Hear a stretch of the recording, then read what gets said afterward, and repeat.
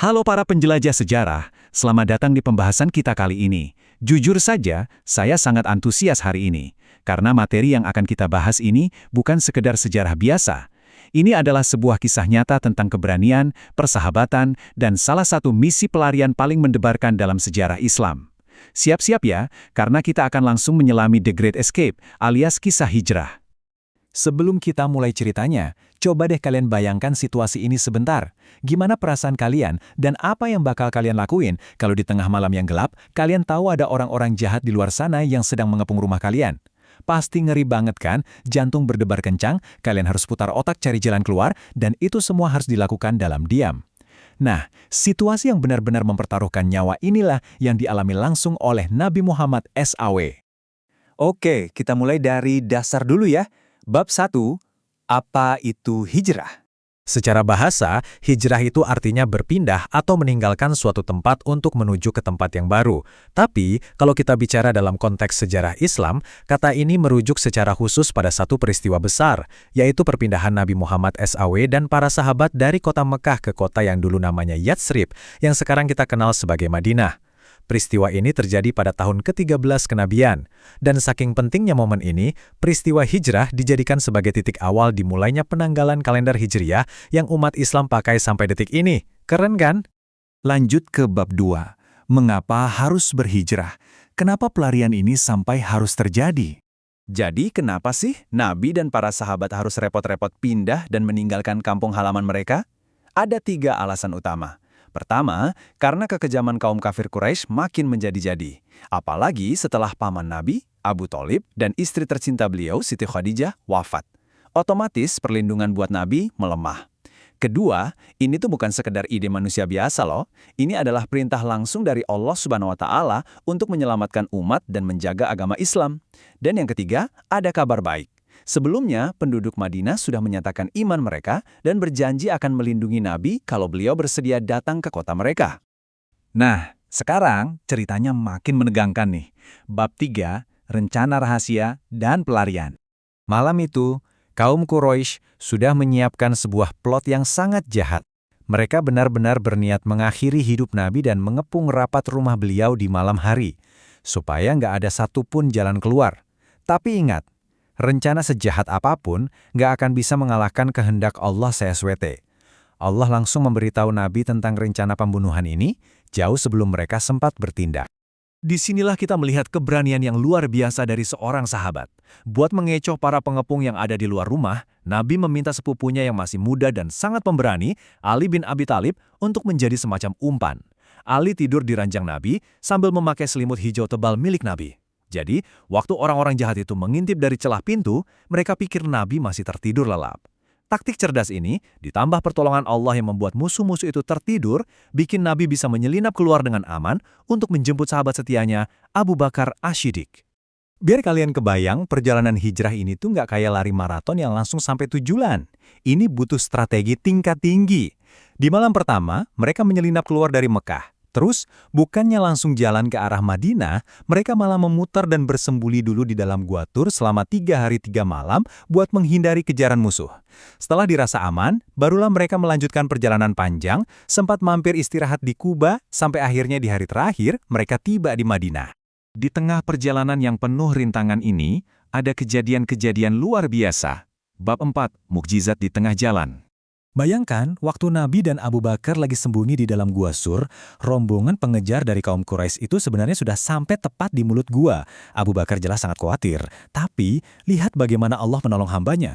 Ada keajaiban kecil tapi berdampak besar. Allah memerintahkan seekor laba-laba untuk merajut jaringnya menutupi pintu gua, dan seekor burung merpati untuk membuat sarang dan bertelur tepat di sana.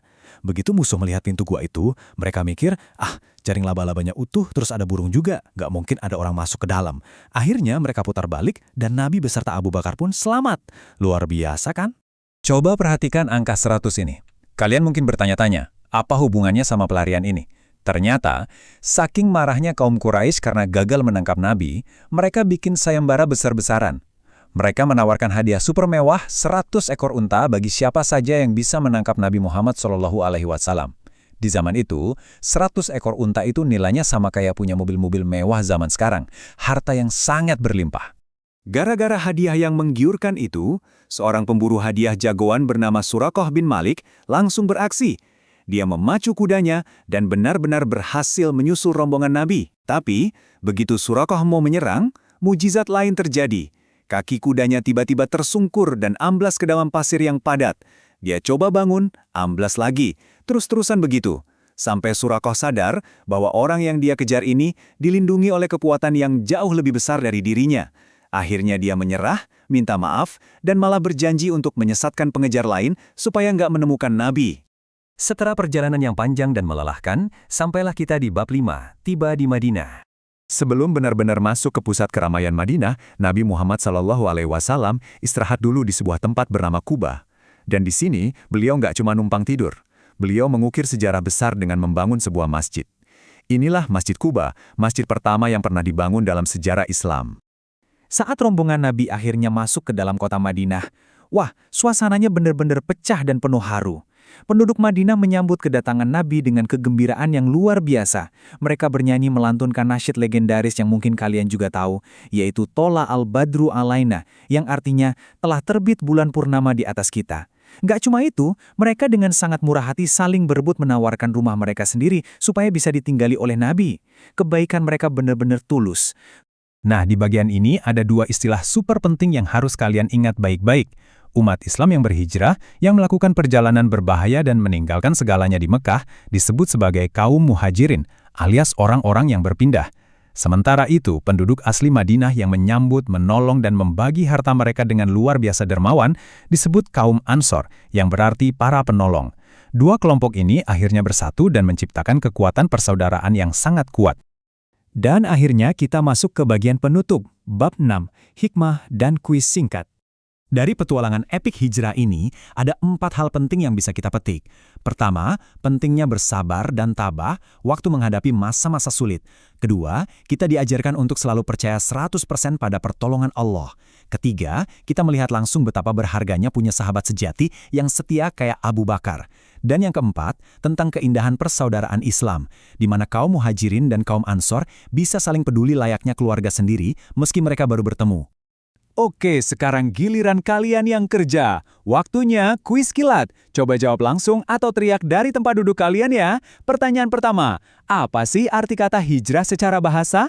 Ya, betul banget, artinya berpindah tempat. Pertanyaan kedua, coba sebutkan 2 alasan utama kenapa Nabi dan para sahabat harus meninggalkan Mekah. Betul, karena kaum Quraisy makin kejam dan tentu saja karena itu adalah perintah langsung dari Allah SWT. Mantap! Lanjut ke pertanyaan berikutnya. Pertanyaan ketiga, siapakah pahlawan muda yang super berani tidur di ranjang Nabi pakai selimut hijau sebagai pengecoh? Tepat sekali, Ali bin Abi Thalib. Pertanyaan keempat, waktu di Gua Sur, mujizat hewan apa saja yang berhasil mengecoh musuh? Kalian pasti ingat ini.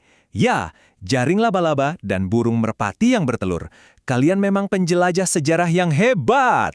Dan ini dia pertanyaan terakhir sekaligus tantangan buat kalian. Apa sebutan untuk penduduk asli Madinah yang dengan luar biasa menyambut umat Islam? Jawabannya adalah kaum Ansor. Nah, sekarang coba dipikirkan, bagaimana kalian bisa meniru semangat kaum Ansor ini?